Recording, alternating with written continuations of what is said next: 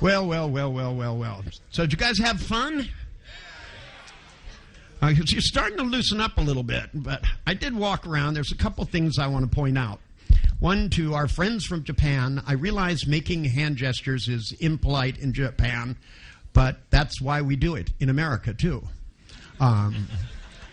Remember, when you're talking in front of an audience, your job is not to be polite.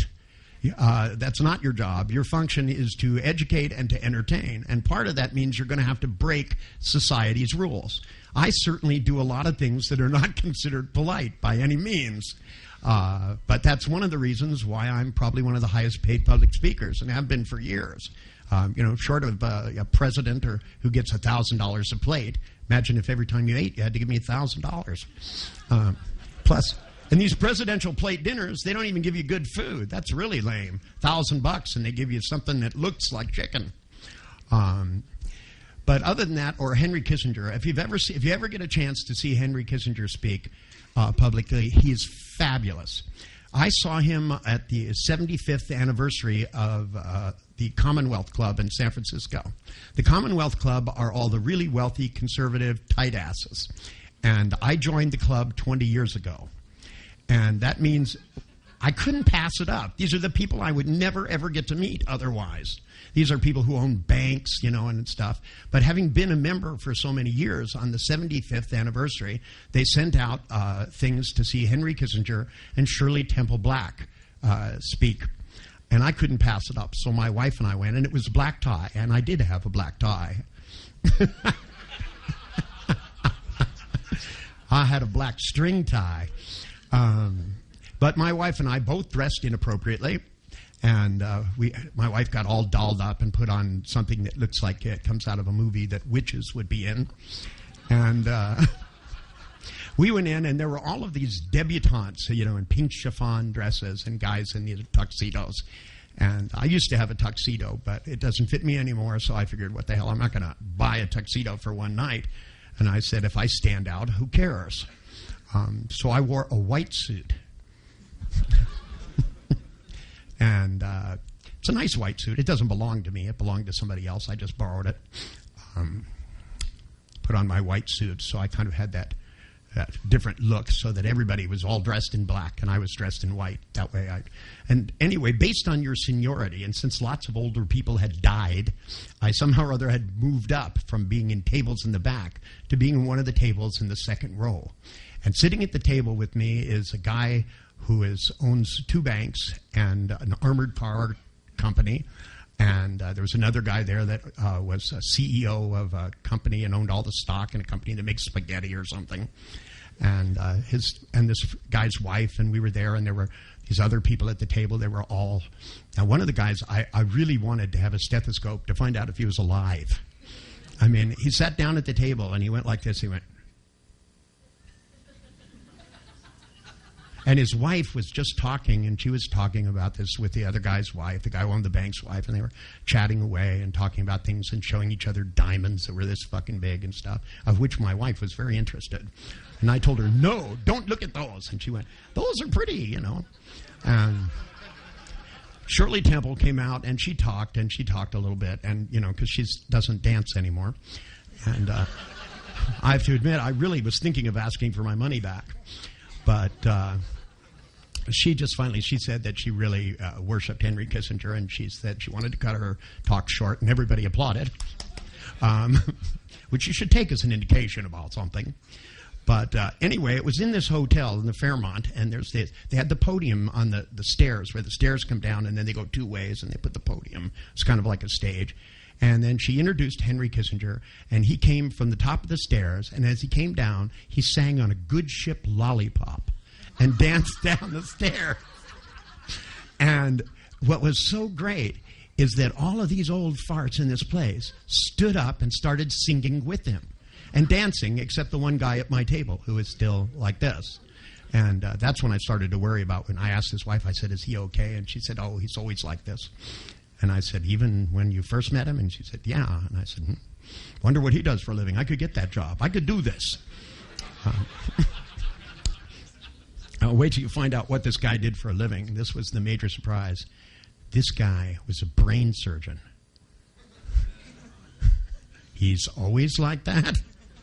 Yes, he was apparently. They said he was one of the top brain surgeons in the country, but he was retired now, and he was just on the board of directors of the University of California system and head of the medical school, and what was the other thing? California Board of Consumer Affairs. They're the people in charge of licensing psychotherapists. I always love that name, don't you? I love that. You get to look at people, are you a psychotherapist? Or even better yet, psycho the rapist. If you actually read it, that's what it says. People give me their card, and it says, I'm a psycho the rapist. See, the idea that the state of California or that a government can decide who can work well with schizophrenics and things, pretty soon I imagine you're going to have a license to do public speaking, for example, because they want to regulate everything. They're talking about this. This is one of the ones I like now. They want to get ephedra off the market. They think that only doctors should decide who can take ephedra, and because doctors know a lot about taking speed, or they couldn't work those long hours. But they're thinking that perhaps it would be a good idea if you had to have a prescription for all vitamins, because you can overdose on vitamins. You could take too much water and kill yourself. It's called drowning. You guys may have heard of it. But if you actually drink too much water, you can make yourself sick. And, it's like if you took, lots of, like, when I met Linus Pauling, he was taking 5,000 units of vitamin C, like 5 times a day. And he was taking 3.5 grams of BHD. That's that stuff that they put in foods to preserve its shelf life. In the 60s, I went to Fillmore Auditorium one time with a friend of mine, and he's a couple of years younger than I am, and he comes from the whitest family in America today. I mean, there's no family in America whiter than his family. They live in a perfect house, and every time you go in, his mother is clipping coupons out of Reader's Digest. In fact, when I was in college, I had a period where I wasn't doing too well. I didn't have too much money, and his mother came over and gave me envelopes full of coupons clipped out. It was really, for stuff that I would never buy. But I had a friend that worked at the supermarket, and I swapped him for food that I would buy, stuff like coffee and more coffee. So that's what I lived on in college, coffee. And then I had 2 girlfriends that worked at restaurants, and I ate in those all the time. She would tear up the tracks. Unfortunately, they weren't really good restaurants. One was a Denny's, actually. Hey, I got news for you. When you're hungry, Denny's looks really good. It's like if you have a lot of money and you think you go out of here and you go, shall I eat at Denny's, or shall I eat at Pizza Hut, or shall I eat at IHOP, or do I have a car? I noticed some of you trucking over, and the first day you were real happy to go over there, and by the third day you guys were looking across there going, is there any other thing fucking around here I can eat? I don't know if the Japanese people would like it, but there is a good Japanese restaurant as far as I'm concerned, but I don't know, by Japanese standard, it might be a Denny's as far as I know. But it's a few blocks down the street, and it's, they're quite fancy. It's run by this Japanese guy. And a couple of years ago, actually it was several years ago, when I turned 50, John threw a party for me at this place because my birthday came during the seminar, and we went down, he rented a private room, and my wife went out and had a cake made at this place that had a computerized thing. So you give them a picture, and it makes it unfrosting on the top of the cake. It's really a good idea, actually. I thought it was trippy. So she went down to some pagan place and got this card that was of this goddess and all these little intricate things. I mean, it would have been the most complicated thing if you'd have done it by hand. You would have been frosting that thing for 5 years. But this computer thing went and printed it out on the cake. And then, since it was my surprise party, she had me bring the cake down earlier and put it in the refrigerator. So I went down in the afternoon, and I knocked on the door, bang, bang, bang, bang, and this Japanese guy came up to the door, looked through the glass like this. And I said, the cake in the refrigerator. So he went, go around back. So I went all the way around. This is a huge restaurant. I mean, it took me like a week to get around to the back. And it was really hot out, and I'm going, this cake is going to melt. My wife's going to kill me. Some birthday this is. And I go around to the back, and he has the door open, and he goes in, and he looks at me, and he goes like that. And I said, my wife called and said she was going to put a cake in the walk-in thing. And he goes, oh, yes, someone else's cake. You could see he didn't really approve of the concept. And then I set the cake down, and I opened up the box, and he looked in it, and he stepped back, and he went, this is the most beautiful cake I've ever seen. And he suddenly started barking out orders to people, and he had them clean a shelf out inside the walk-in, and he put the cake in there and displayed it, and he had everybody come and look at it. He was totally fascinated with it. And he said, where did you get this cake from? And I said, I made it in my hotel room. I could see he was not amused. He looked at me, and he went, no. He said, where is it? So I told him the name of the place. It's a bakery out in the other side of town. And he said, and this cake is for a birthday. He said, it's a surprise party. And I said, yeah, it's for me. And he said, how can it be a surprise party for you if you're bringing the cake? And he said, well, I'm not good at remembering things. See, and it's an advantage a lot of the time, by the way, because, by the time I got back to the hotel, I was going, where have I been? And I came in, and I taught my little section in the seminar, and John had another cake that somebody brought in, and they gave pieces to the participants, and I thought, I went to get that cake. And John went, no. And I went, I know I've been somewhere, but where is it? Now, I know that when they brought me down there, see, because I'm really good at amnesia, and amnesia is something everybody should learn to remember about. Because the more you remember what it is that it means to forget things, the more you can forget what you don't need to know and remember what you do. For example, where's my college professor I was talking to outside? Okay, I walk outside, and he's telling a story about a train going down the track. And I'm standing by there, and he goes, and the train made the whistling sound. And I went, and he went, looked at me, and I went, the whistling sound? And he went, yes, the whistling sound. And I said, make the whistling sound. And he make the whistling sound. See, it did pretty good. Although I've never quite heard a train that sounded like that. So I thought, well, maybe I should teach him something about noises, because noises are really important anchors, especially if you're going to color up your speech. Part of the reason we make movements, like, when you talk about climbing up a ladder, right? It helps, if you make movements that are like a ladder. When you talk about doing things like slapping somebody across the face, if you don't make the movement, it doesn't do things, but you should also make the sound so that it makes the sound with it. I asked him, I said, what sound does an elephant make?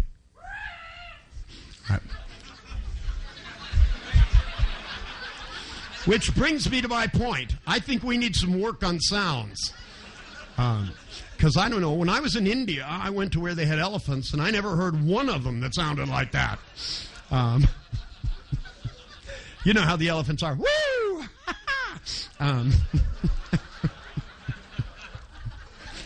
Being human beings, we have the ability to make all kinds of sounds.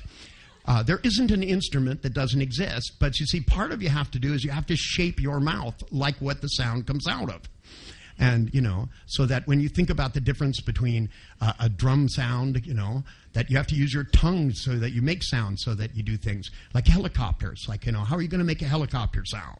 You know, helicopters are pretty easy, except you have to put this back here. You know. This is radio news. We got a traffic report for you on the Weather Channel. It says if you look down, there's a lot of police down there. They seem to be shooting at a helicopter.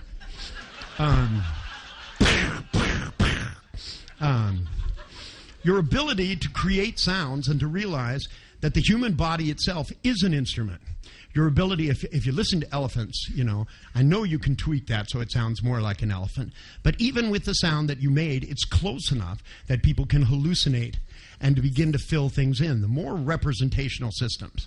Like I found out that music is an important part of the experience for me. I mean, that certainly people in churches know that. But like when I first started working with depressives, I used to say, now, tell me all about your depression.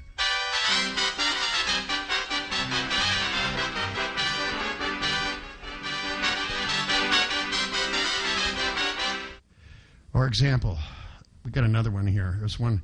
I used to play this in my office when I had people who suffered from anxiety. I just let it play in the background and put them in the waiting room. Then I'd be late like 45 minutes.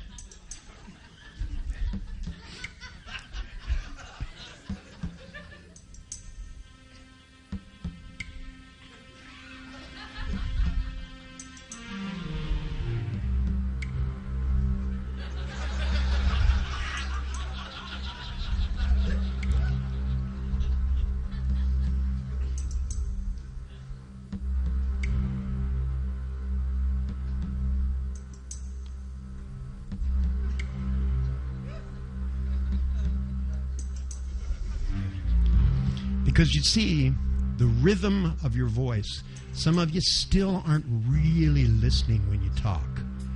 You let your nervousness turn into energy, and you have nervous energy. Take the feeling, pull it out, turn it around, and spin it the other way. Make it into enthusiasm so that you start to really listen. I noticed some of you are starting to get basal again. I don't want to pick anyone out in particular. Because, you see, if you forget what you're doing, you forget to keep your head on your shoulder. And breathe in through your nose and out through your mouth. And to keep the tone and the tempo even and smooth. So that there is a rhythm inside your voice. So that while you're talking, you can begin to use that rhythm to make changes. So that while you're speaking about anything, whether you're talking about a train and its whistle. Do you feel how it's missing? You need something that makes a sound in there. Even if it's just anything, even if it's wrong, at least make some sound and use the sounds so that you can do them. Because when you talk about people sleeping, a little yawn goes a long ways. If your own internal dialogue doesn't have a yawn in it, then the nervous energy of the person who's anxious about things won't begin to relax. And it is inside focused relaxation that you get people's attention. It's important to get people to laugh. It's important to realize your hands don't have to move at all moments, even if you're Italian. It's moving and stopping that creates difference. In all things, it's being able to whisper and to talk really loud that creates difference. You don't want something that's smooth and unnoticeable. You want discrepancies. It's the suddenness of your change that elicits powerful responses. You want to be able to make sure that when you create anchors visually, you create them precisely. When you're selling devices, even if you don't have them, you want to relate to them as if they're real. When you tell people about a new model of tennis shoes that's coming out next week and about how they're smooth and softer and you can bounce higher, you want to be able to use your gestures so that it creates big pictures in their mind. Remember, it's not the air that's important, it's what goes inside their heads. So that your own movements, every one of them needs to be precise. Some of you still weaving a little bit like the snake when you talk. If you're going to do that, at least use a snake lisp. You guys all saw The Jungle Book. The snake in the Jungle Book talks with a lisp. because of its tongue, I guess. I don't know. But whatever it is that you're describing, you need to be able to learn to hold still. Practice it while you're here so that you can keep your hands still, and then when you move them, it will be that much more powerful. That when you talk about pushing something deep inside yourself, make sure that when you use the word deep, it sounds like it. Your tonality. Let your tonality go downward more often. Practice a little while you're at lunch. The only thing you need to hear yourself is your own ears, so that you listen to the sound of your voice, so you can practice. Make downward movements. Go, now you can. Try the word relaxed. Now, how many of you were too nasal? If you know you were too nasal, try it this way. Breathe in, remember where your diaphragm is, and relax and go, relax. Yeah, that's better. Snaky, very snaky. Because if you go relax with a little hiss at the end, poor people, like the word now in English really flows off your tongue. You go, now. Now, where's the Germans? You guys end that word with a T, don't you? Yeah, and you can't slide those T's unless you go, get that snaky thing going. Because it doesn't matter which language it is. It matters how much creative you have with your own language. Because you can take lots of liberty. I don't pronounce words in English correctly. The poor translator has been going nuts. She keeps coming up. She told me today I was doing better. She said, you're getting more organized. You're better. I just know how to deceive her better. That's all. Because I even put words inside of words. When I'm talking, I'll say a word like hello, but I'll go, hello, sleep hello. And most of the time, people don't even hear it. I tell, a lot of times I'm talking and I go, look, I stop and I say to yourself, this is incredibly interesting. And I'll watch and people go, oh, this is really interesting. Because most people don't really hear. In fact, the first day, you have no idea how much of this I was doing. But I kept trying to train your ear, because the more you hear what's going on, the more control you have of it. Now, some of you were trying to do the biggest mistake of all. When you got up to tell your stories, you tried to think while you made the old sound, So you went, If you're not ready to speak, don't. Okay? Let the silence hang like a delayed pregnancy. You know, because any of you have had kids, man, when it goes longer than it's supposed to, the women suffer, but the guys go through the ceiling. You know, we go, you promised me it was 9 months. It's now 9 months and 5 days. What's going on here? I don't think I can stand, because you plan your stress ahead of time, you know. And when it goes longer, there's only so much stress left. And there's only so much that you can take. To me, once you begin to outline for yourself, because you see, you get the chance of planning what you're going to talk about ahead of time. My recommendation is that you don't talk about things you don't know about. Talk about what you know best. There is every bit of resource in your own life. Now, I'm lucky in the sense that I got all these weird clients over the years, so I have great stories. But when I literally challenged all these psychiatrists and said, look, send me something that's incurable.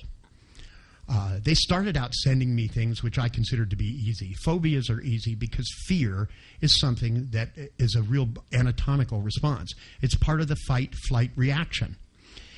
And since most mental patients aren't in a position to run away, getting them to fight for themselves is pretty easy. I mean, when you got somebody locked up in a room and you own a research and development company like I did, so I have physicists, I have technicians, I have all these people. We could go in and redo their rooms. I mean, when somebody was talking to the devil, it's one of my favorite stories is the guy Charlie, because Charlie was one of those really sweet paranoid schizophrenics, the kind you really feel sorry for, you know, because they come in and they're just, you know, they're not necessarily afraid of you, but he would come in and he would just be shaken like a leaf, and he'd jump. You could do anything. If you slapped a table, he would like have his claws up in the ceiling. But he was terrified and constantly always looking out the window. And I finally asked him, I said, you keep looking out the window. I said, we're on the 3rd floor. What are you expecting to find? And they had told me that he was talking to the devil, that the devil came and talked to him at night. And to talk about secondary gain, the devil always said bad things about his psychiatrist and the nurses. And when the psychiatrist would come in, he would go, the devil told me you're his and you're going to burn in hell. And the psychiatrist would go, oh, more drugs, give him more drugs. That'll clear his mind up. Now, we tried that on the streets where I grew up, and I never found that taking more drugs cleared anybody's mind up. At least as far as I can remember. See, we tried if somebody was freaking out on LSD, giving them more LSD, and it didn't seem to help. I know a lot of the heroin addicts would be jonesing, and if they took more heroin, they would relax, but then they just need more later on. Now, when you have somebody who tells me, point blank, as matter-of-factly as anybody has ever said anything, he looked me straight in the eye, and I said, how do you know it's the devil? And I don't think anybody ever asked him that. He kept saying it was the devil. Everybody kept saying it wasn't. And he said, I know it's the devil because he has horns. And I said, well, if I came in tomorrow and I had horns, would I be the devil? And he said, no, you're too short. And I said, I beg your pardon? And he said, yeah. I said, the devil is about 60 feet tall. He said, his face is the same height as the window. And I pulled out my crib notes and I went, that face, same height as window. And I said, and what color is he? And he went, red. And I went, red. Of course the devil's red. I've seen that cartoon. Okay. And I said, and what does that sound like? Does he speak perfect English or is he speaking Japanese? What language does that devil? He goes, well, I imagine the devil can speak any language. And I said, what language does he speak to you, Charlie? And he said, he speaks in this big, booming, echoing voice. And he yells at me all the time. Tells me bad things about my childhood and the bad things I did. And he tells me I'm going to burn in a lake of fire for eternity, and he's going to peel my skin off. And he burst into tears, and he started to cry. I felt so sorry for him that I picked up the telephone, and I called the guys in my lab, and I said, break out the truck. And they said, what do we need? I said, hydraulics. We need a big laser. We need a smoke machine. And the guy on the other side said, oh, it's the devil again. Some things just get redundant, you know. But the next day, they took Charlie out of his room, which is not the easiest thing to do with a paranoid schizophrenic. They don't like leaving their room. But there are times they have to leave their room to eat meals, and only we didn't bring him back after the meal. We took him in and strapped him down to a table and brought him into the room where they give you an electric shock treatment. And he was screaming bloody murder because he'd had shock treatments. And when we brought him in that room and we sat him there, I said, now I want you to think about what you've done. And he said, what did I do? And I said, I want you to think about what you've done. I said, because this is going to be the most important day of your life. And I took the paddles out and I went together like this. And I set it on, I didn't set it up that high, just a little bit. And I went and shocked the psychiatrist. And he didn't expect it either, boy, let me tell you. You'd think they'd know after a while, you know. I'd gotten this same guy about 5 times on different things, but still, you know, he was on the other side. He's going, I'll play along with you, Richard. And when I got him, and he jumped back, and he went, ow, why did you do that? You know, and I went, and he tried to get out of the room, and I moved around like this. And Charlie was there. He goes, what the hell is going on? And I went, you're getting closer. In the meanwhile, my guys are in Charlie's room making a few adjustments. For example, we wanted to watch Charlie, so we put in a camera so we could watch. In the room on either side, we put speakers against the wall, big, giant speakers, so we could make the ground rumble. I mean, they were flat against the walls. And then because I had pre-recorded the sounds I wanted, I took my sock off, put it over a microphone, and recorded it being dragged slowly across the couch. Right? Then I took the speed of that tape and I cut it in half. So it was in slow motion, and it sounded like ice cracking on a glacier. I mean, deep rumbling sound. We also adjusted the drawers, so they had hydraulics in the back of them. We adjusted the bed so that it had some hydraulics in it. My guys were very good at this. They'd done it before. Highly qualified, all PhDs, rejected from other places of business because they couldn't seem to show up to work on time. They weren't properly motivated. But given something that was fun, they were properly motivated. Then the moment of truth came. The sun set. And as the sun went down, one of my guys roll the wagon out into the middle of this field and put the smoke machine on it. You stick celery in the smoke machine and it blows smoke out. And we use the smoke because laser, when it's shot, if it doesn't hit something, you can't see it. We purchased from Edmund Scientific a big hologram of the devil. Big, nasty-looking devil. One of these things looked like it came off of Buffy the Vampire Slayer, even though that show wasn't around yet. Could have been the same artist that did it. Hideous face with big gleaming teeth and giant, hideous, demonic eyes. And we projected this laser up into the smoke. Right, so it was there, but it was about 30 feet away from his window. And he was just going to sleep. You know, he didn't sleep well. But instead of giving him his normal sleeping pills, we switched them for caffeine tablets. So he was really kind of having trouble going to sleep. And all of a sudden, a bright light shone through the window. White, the whitest white you've ever seen. Krypton laser. Beam bouncing off of the top of the truck. A guy's holding a bathroom mirror up there, shining the light into his window. And suddenly the steel bars that are locked on the third story open by themselves. Charlie sits upright. Now, we're actually in the next room controlling all of this stuff, watching him on cameras, trying not to laugh too hard. Because when Charlie sat up, he went, "What the hell?" And suddenly the bed lifted up and began to slowly turn around in a circle. We got a thing from a barber shop. That's all we could come up with on short notice. But the look on his face was absolutely priceless. Because as the bed rotated, see, I saw The Exorcist. I know how this is done. Right? Suddenly the drawers in his bureau went bang, bang, bang, bang, opening and closing. And Charlie was on the bed like this, and he went, and he hit the nurse's button. You know, if you're attacked by demonic forces, the only defense you really need is a night nurse. And, man, he hit that button like you wouldn't believe, man. It was on the wall, and he was like, bang, hitting it. You know, and the bed was starting to turn, and bam, he would crawl across the bed and hit it again and hit it again. And he was screaming and screaming and screaming. And all of a sudden, from that position, he looked outside, and there it was. The big 60-foot devil. And he got off of the bed, and he walked across, and he looked out the window. And then he backed up, and then he went forward, and then he went back. And then the voice came, 2 Marshall amps up in the trees, lots of reverb. Can't do religious figures without reverb. But it was actually me, by the way, just in case any of you were worried about that. And I went, "Charlie?" And he went, "Yes." And I said, "Come to the window." And as he walked over, the guy pulls the wagon closer like this. And as the wagon moves, the smoke moves. Therefore, the devil gets closer to the window. Pure, simple science. However, the closer the devil came, the scareder he got. He was shaking like a leaf. He fucking pissed his pants. That's how scared he was. He wanted to run, but he's locked in, so he wasn't going anywhere. But as he started to tear himself across the window and run to the room, it went, "Charlie, you've been talking about me." And he went. Now, he is schizophrenic, by the way. Being schizophrenic does not mean you're stupid. Okay? He walks to the window and he goes, "You look really different." Now, this clears it all up for me, because he's not so fucking crazy that he can't tell that. And I said, "That's right. That's because I've come for the last time." And he went, "Last time?" Because that could have a couple of implications if you think about it.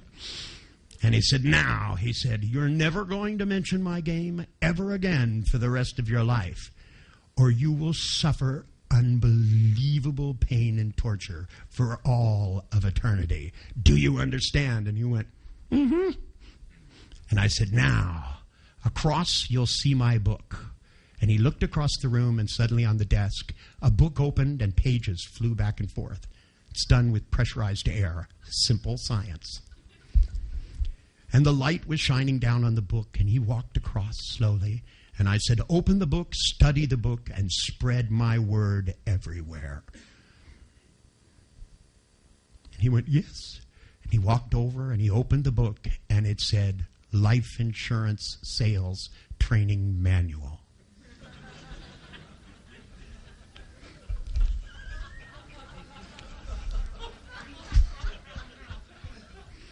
Today, Charlie is one of the top salesmen at this company. Well, they were one of my clients at one time, and they said to me, if there's ever anything we can do for you, Dr. Bandler, just let us know. And so I called up and said, I want you to hire this guy. And I said, you won't believe how dedicated this guy is. And after he went through the initial training program, I got a call from the director of training at Century 21, and he said to me, he goes, Dr. Bandler, we can't thank you enough for sending Charlie to us. He's absolutely fabulous. He's only been here 3 weeks. He hasn't even started his initial assignments, and he's already brought in so many customers. We can't even begin to tell you. He goes out every night and goes from house to house to house. This man is truly dedicated.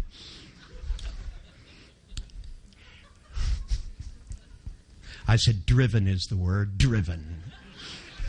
Because once Charlie had made a deal with the devil, right, then the only problem I had left was to convince the hospital to let him out.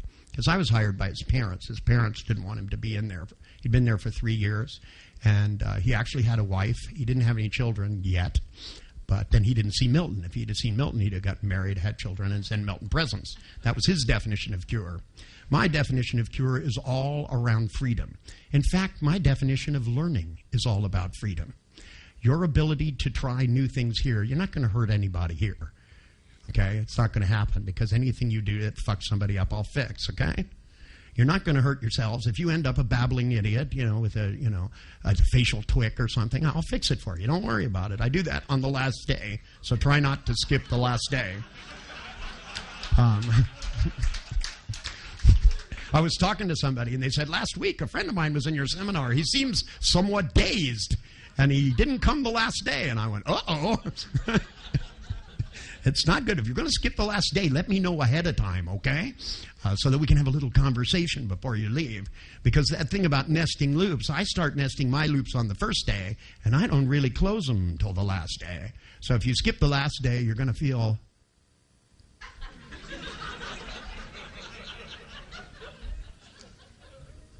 Gosh, I can't remember what it was I wasn't saying. Whatever it wasn't, it probably isn't important yet. And somebody asked me also the other question I thought I got. Somebody came up to me and they said they were quite concerned. They said, what about secondary gain? If you don't take care of the secondary gain, doesn't it come out somewhere else? Well, that's what the psychiatrist told me originally. They said if you only treat symptoms and you suppress them, so you take your fears that you have about talking and you suppress them, then they're going to come out somewhere else. For example, you'll be a dynamic public speaker. If you suffer from bouts of impotency, your impotency will disappear. However, your penis will be erect more of the time. That's the symptom substitution, as far as I can tell. When I took the psychiatrist who had the paralyzed leg, now, the patient was fine. She was actually dancing a jig. I mean, she was dancing around. She was happy as can be. And every time he'd have trouble walking, she would laugh. And then I asked her the most important question. Because the most important question about making any changes, learning any new behaviors, learning anchoring, learning the techniques that you're here, learning to see, for example, if you're going to cure your clients really fast or close sales really quick, or what if you could go back and teach all the kids in that elementary school to spell everything in one day? Because, excuse me, I don't care how many letters are in the picture of a word, it's still just one picture. So if you teach kids to make pictures of words and look at them, make the pictures, check to make sure that the picture matches the outside, then all you got to do is hand them a dictionary. Have them look up words, and pretty soon they'll be able to spell anything. That's not a matter of life and death. Then we have to have something else to do with the rest of those 12 years. Because if you have all this spare time, think of if you don't spend time worrying, if you don't spend time being afraid, if you can actually get stuff done faster because you can make it fun and quick, then what are you going to do with all the extra time? See, this is the important question. If you're not going to waste your time gnawing on your fingers and talking to yourself, then perhaps you'll come out to your senses and begin to see and hear things that you didn't and make life easier and happier. It's the terrible thing that happens. For example, if you begin to find the strength inside you, because I already know that it's there, the strength is not in your pictures, it's not in your internal dialogue. It comes in your own voice when you listen to it while you speak. If you want to know what you're going to say, listen to yourself. You already know. The more you do this, the easier it gets. I'll tell you, you begin to listen to the things that people say. If you have any doubt, let people ask questions. They'll throw it out to you. Here's a great question. I had somebody as a client. They made a film of this woman. Okay, this woman has psychotic episodes if people are late. Now, the psychiatrist that's on the film explaining NLP at the beginning actually didn't like NLP to start with. He was trying to discredit me. So he gave me 3 clients in 30 minutes apiece, and he said, we'll see if there's any noticeable change. Okay, so this woman comes in, and they don't even tell me what it is. In fact, they didn't tell me it was 30-minute tapes till we were walking in the door. They said, oh, it's the weekend. We could only get 30-minute tapes. And I said, 1 30-minute tape? And they said, no, there's 30 minutes for each client. I said, what are we going to do with the rest of the tape? And he went, you'll be sorry. So this woman comes in, and she says she has psychotic episodes if people are late. But it starts like this. I said, so what can I do for you? She says the following. She goes, well, I have a problem I need to get more distance from. Now, I pretty much consider that giving it away, don't you? I mean, she pretty much said, I have a picture, and it's too close. Now, I started to think, how do you have psychotic episodes if people are late? So I asked her. I said, if I'm going to fill in for you and have your problems for you, how would I do it? See, to me, how would it be possible after being did this seminar for this many days to still talk through your fucking nose, right? And all the people listening to you haven't got the nice politeness to step up and say, you sound a little nasal. If you do it again, I'm going to slap you up the side of the fucking head. And so that if he starts to talk through his nose again, I want everybody in his group to go. So that you guys start to give each other the feedback, because it's a lot of unconscious pieces to begin to get to. The only way you can know if you're sounding too nasal when you don't intend to, because sometimes you want to be nasal, but if you're just doing it all the time, I don't care if you're from New Jersey. It doesn't matter to me, okay? I don't care if you're from Turkey or where you're from. If you're standing very still with your hands behind your back like this, because it's very Japanese, you can do that when you go back to Japan. But while you're here, try something different. You're in the land of psychosis. You're in Florida, for heaven's sakes. People are out there paying money to talk to big Muppets this tall. There is nothing you can do that will seem weird. Trust me. Okay? This is your one chance. There is nothing you can do in this town that will appear nutty. There are guys in rabbit suits going, what's up, Doc? I mean, I don't know about you guys. I'm very suspicious of clowns.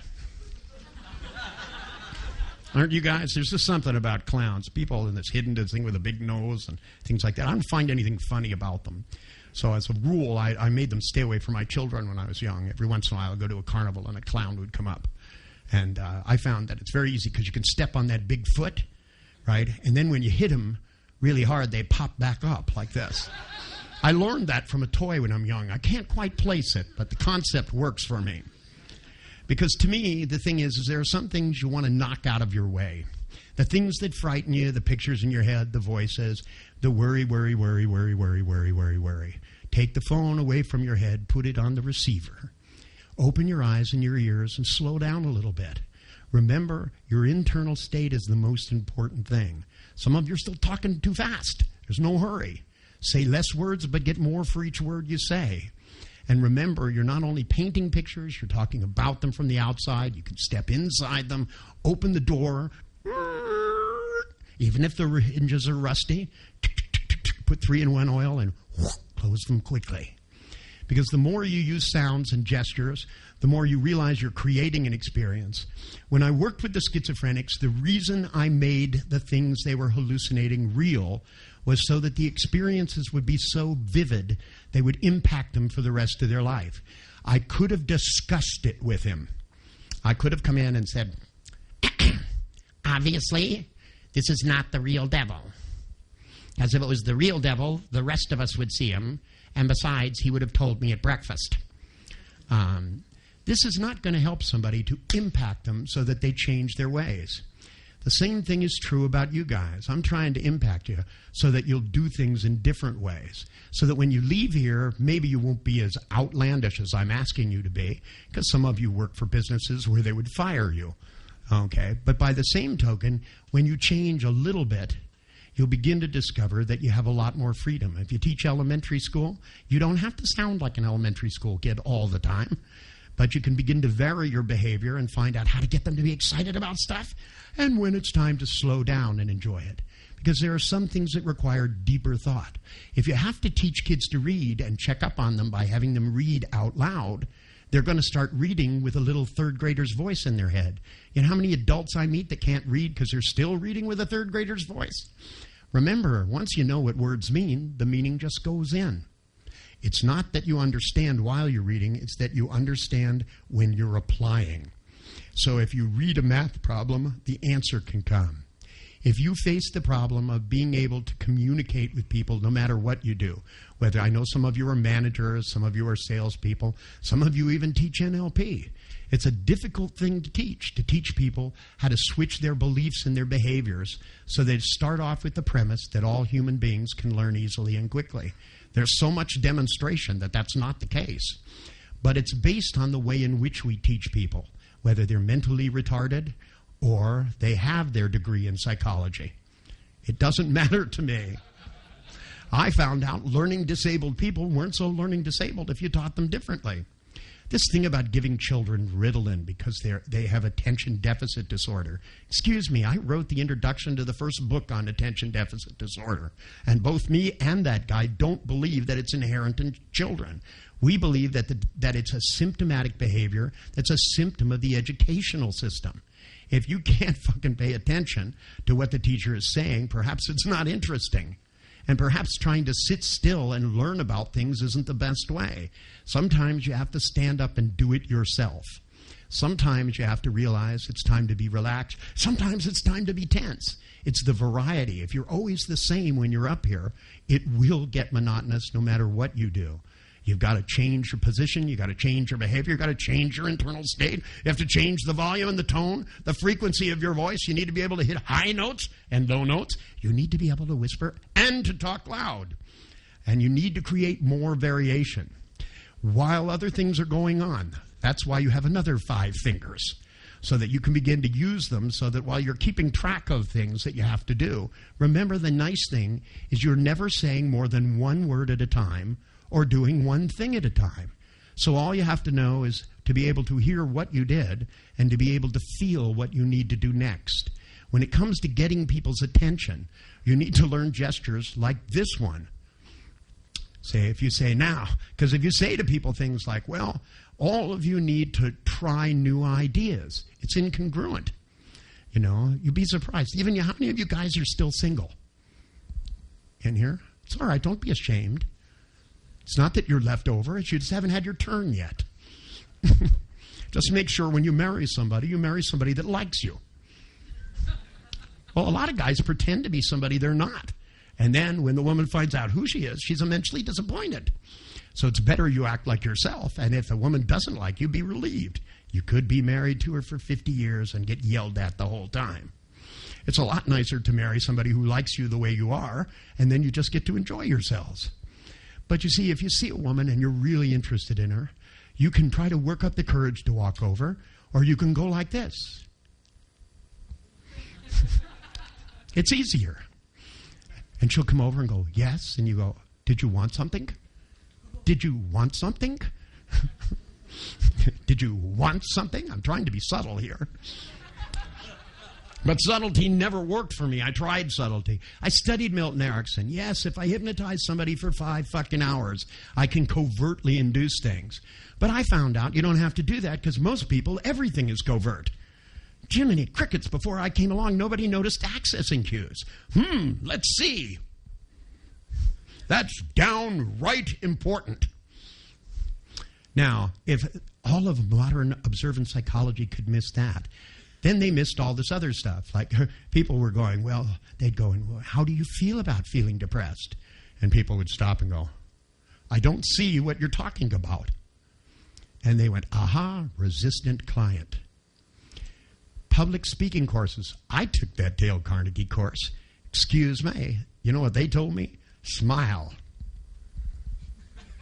All the time. So that makes them into something like one of these blues singers, as far as I can tell. Ever seen these big black ladies? They come out smiling and they go, Life is terrible. My husband died. Somebody shot my children. I know my skin is falling off at the bones. You know. The most intelligent thing they said to me was, go out and say your name clearly if you want people to listen. And then I saw Milton Erickson give a lecture. And they put Milton out, and he had those crutches like the other guy has, only has two of them. And he came out because he walked on this film. And after a while, he was in a wheelchair. He was older.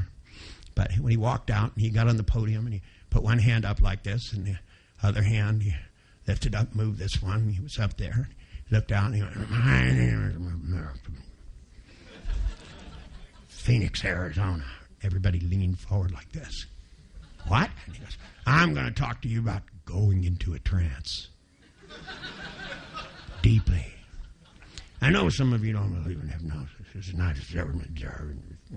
But when putting people into a trance deeply. And I went, perhaps this public speaking course isn't exactly correct. We will need to experiment empirically and find out the sensor. So I was hired by an organization who worshipped Milton Erickson. There's a guy, S.I. Hayakawa, who is head of this organization at the time in San Francisco. And they brought me out, and I said, these people, I'd written the book Patterns, and they were thrilled with it because it had Milton's picture on the front. Looks a lot like Boris Karloff. But when they said, we're giving every member of our society a copy of your books, and would you come and talk for a couple of hours? Because I only lived up the street. And I said, well, sure. I said, I'd be happy to. And so I was on the way there, and I just couldn't resist it. I just kept thinking, these people all know Milton personally? And the guy who was driving me over there goes, oh, yes. He goes, Milton's come and spoke to us many times, but, he's too old now. I guess that means so they got me instead.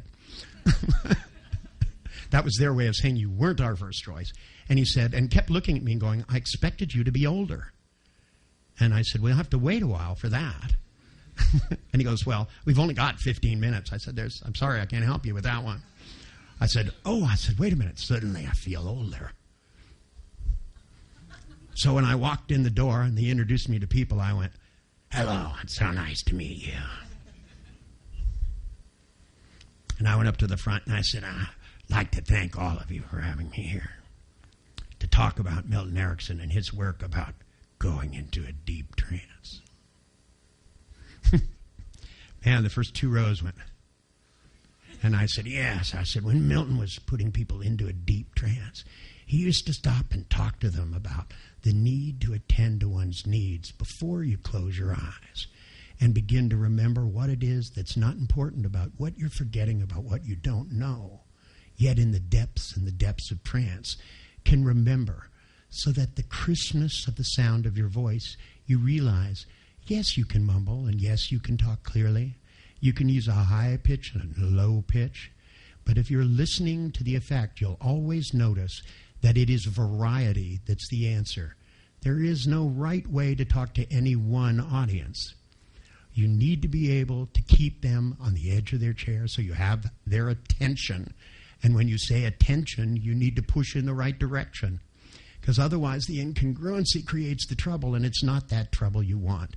You want them to be able to realize in a matter of moments, you can create loops inside of loops. You can begin to make changes by variation. Not just variation in subject, but variation in the way you present the same ideas. The thing that Milton had, which I thought was powerful, was he could talk for 45 minutes and people would drift into trance, and he could get to notice the difference between the way it looked. Because deep trance, understanding, comprehension, and what goes into behavior all look and feel differently. And if you can get the ideas that I try to demonstrate to you over and over again as explicitly as possible, and guess when I go and give lectures and you guys will come and watch some of these things, you'll begin to notice. Because if you ever go and see me do an introductory or a 1 day or 1 hour talk somewhere, or you go and watch other people's and it's working well, maybe you should want to walk around sometimes and look backwards. Every once in a while, you guys might want to turn around and start to notice, because I'm not just talking at you. You're going to be the one doing it. And when you come up here, you're going to want to look for the same things. I try to get people to focus on the back corners of the room so your eyes have a tendency to go forward. So unconsciously you practice, because sometimes the back of that room is going to be really far away. You know, it's not just 100 people you'll talk to, or 50 or 15. Even if you're a school teacher and you only talk to 30, suddenly they'll decide you speak so well, you should talk to all the parents. And then suddenly there'll be 3,000 people there. Or you'll go to a conference. Maybe you'll find yourself writing a book on education. We have some books that haven't been written yet, and people keep coming up and asking, Richard, when are you going to write a book for elementary school kids? Well, I did. I wrote a book of fairy tales, and it's coming out next year, but it only has one tale in it. I wrote it for my grandson. I decided he should have his own book. However, it might be applicable to other people. You never know how metaphors fall or rise. Because if you can begin to realize that my expectation is that the people in this room, we have people here from Turkey, they keep asking me, when am I going to Turkey, okay? I'll be honest with you, maybe never, maybe sometime. But that's not the important question, because I know you're going back.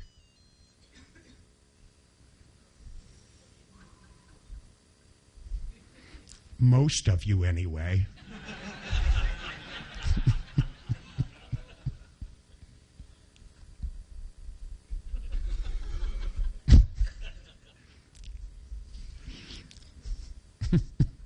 Because, you see, when stuff happens, things will happen.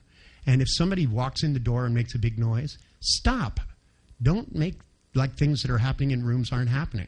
If the sound system is making horrible noises, comment on it. Always make sure that you follow the attention of the people you're speaking to so that you can guide their attention where you want to. It's part of your job. There's lots of people rowing the boat. Those are the people in the audience. They're the ones doing the work. It's only your job to steer the rudder and then to point out the sights. You're like a tour director. If you notice, your unconscious is on the left, out, side, and up. Down the street, you'll begin to notice that there are different lights in buildings, different possibilities. There are doorways of possibilities. Some of you in here will write books about things. Lots of my students over the years have written books. Try writing books about new things, okay? Frogs into Princes has been written and rewritten and rewritten. We don't need that book. What we need is content-specific books. We need books that tell people how to do math better, how to read faster. We need things for people to have painless childbirth. There's all kinds of great things that are important. Things about how to communicate between husbands and wives. What people need is help so that you can put the past behind you and put the future ahead. The best thing about the past is that it's over. You know, somebody who used to bite their nails doesn't have to worry about it because now they're going to start to look at it and go, I don't think so. I'm not taking that shit. No more. No, a lot more. Because, you see, if you take language and you use it to make change, to give people a positive future, and this is what I'm hoping for, the foundation of the future should be your good feelings. The best thing about bad feelings is not having them. So if you have a little bit of fear left, a little bit of worry, if you find yourself being imperfect, it's all right. Because everybody already is to a certain degree. As soon as you're moving in the right direction, things will take care of themselves. If you think today, when you talk, did you feel more at ease than you did the first day? Yeah? Okay, then you're headed in the right direction. If, on the other hand, you were more stressful, stuttering more, and you felt a sharp burning object up your ass, that should be taken as an indication that perhaps you're taking this course in reverse. What I want you to do is to notice only that you're getting better and then to wonder just how much better you can make it. Because I think it's a thrilling thing to be able to do. I've got one of the best jobs in the world, but to me, this is like my living room. You know, I mean, it really is. People say to me, this translator said, what are you going to do today? And I went, I don't know. I haven't started yet. You know, but I know what comes next. I've done this before. Trust me, John and I have done this before. It's not our first time. And always the most amazing thing to me is when I look at you guys on the last day giving your presentations. I wonder where the fuck you were when you came. Because when you come in the first day and you're nervous and you're talking to yourself, even some of you who talk every day, we got an elementary school teacher who talks every day. But, you know, I'm sure they say to themselves, but these aren't children. Oh, so they're easy. Children are a lot more alert and discerning. If you can get it over children, you should be able to get it by adults really easy, especially ones that are inside going, I'm going to have to get up in front of these people, and some of these people are professionals. You know, making pictures of yourself in front of the children of the damned and being crucified, you know, and then suddenly saying things and hearing your voice crack so that you plan ahead. Plan for success, even in your imagination. Practice. Every athlete, every person I've modeled that's exquisite at anything goes in their mind and sees themselves doing well. And when they have bad days, they don't.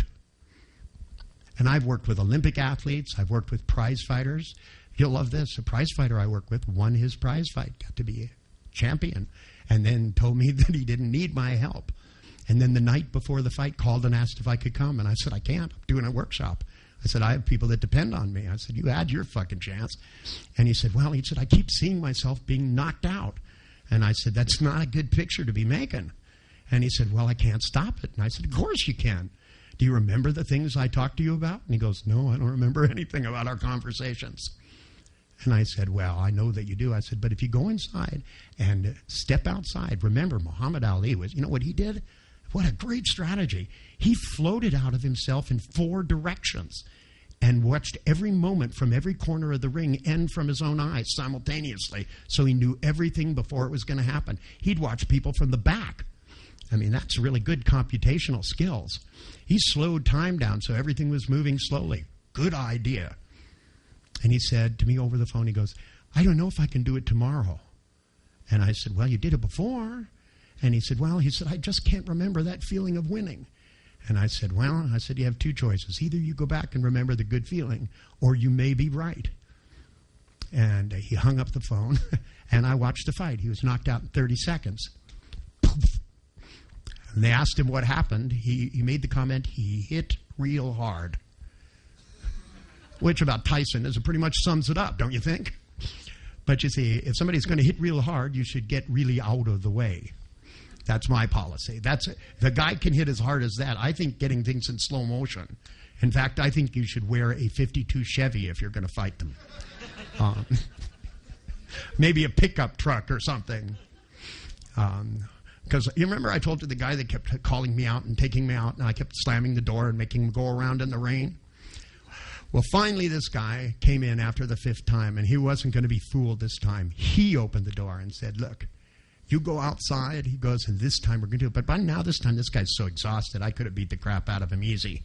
I mean, he was a big guy, but he was totally exhausted, and he was wet and shivering and just so angry he couldn't see straight.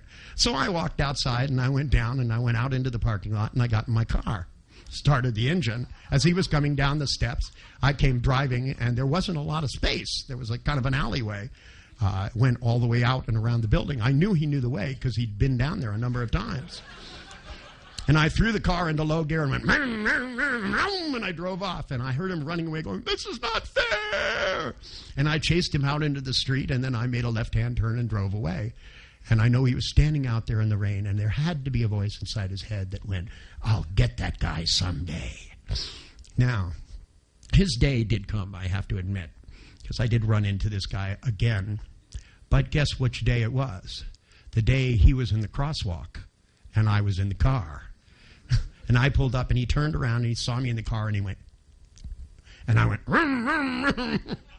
And I drove out, and he started running, and he kept yelling something about the light hadn't changed. I don't know. But I don't worry about such things. You know, I knew if I was chasing him, he wouldn't be chasing me, and that was good. I didn't even have that big of a car. I had to rent a car. The rented cars are small. I have a little car here. I worry about it sometimes, sitting out there by itself in the sun. So I'm going to go visit my car. I recommend you do the same. So I tell you what, let's take an hour and a half. See, look at the clock. Is my internal clock good? It goes, ding, time. Everything is cooked. You all have an internal clock, and right now it should be telling you it's lunchtime. If it's not telling you it's lunchtime, it may be telling you it's breakfast. That means you're not from this continent, you're from another place, and you haven't shifted time yet. But you're going to discover that as long as the earth is spinning, time can be moving at any speed you want to. Because if you slow things down perceptually by listening and watching even closer, The more crisp are your perceptions, the more clean will be your communication. So y'all have a good afternoon. I shall see you later. Thank you.